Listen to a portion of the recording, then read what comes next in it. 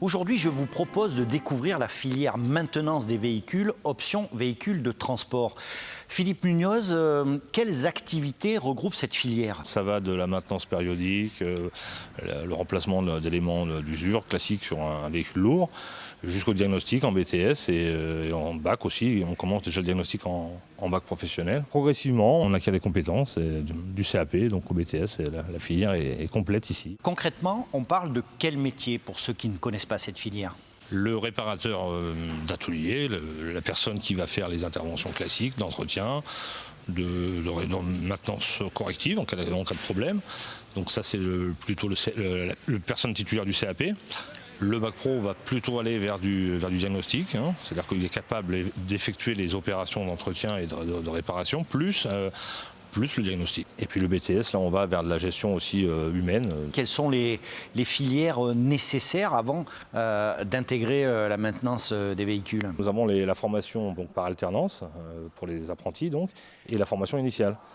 Donc moi, ce qui me concerne, c'est plutôt l'apprentissage. Donc les jeunes doivent être titulaires, enfin sortir le 3e, et puis ils peuvent intégrer donc un garage. Donc là, ça veut dire qu'il faut aller démarcher les entreprises, signer un contrat d'apprentissage pour pouvoir après intégrer la formation chez nous. Quel type d'entreprise embauchera ces jeunes après leur sortie? S'ils sortent avec le CAP, on les incite à aller vers un bac pro.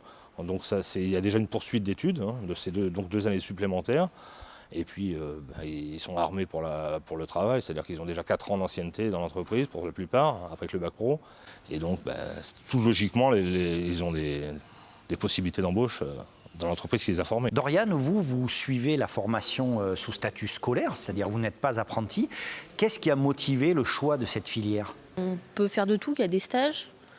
Après, en voie scolaire, on a surtout la techno. La techno, c'est assez important quand même.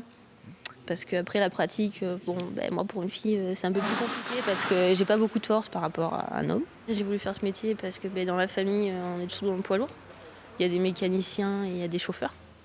Et j'avais voulu essayer la mécanique auto, sauf que j'ai préféré le poids lourd après. Théo, vous suivez cette formation en tant qu'apprenti, ça veut dire que vous avez un employeur.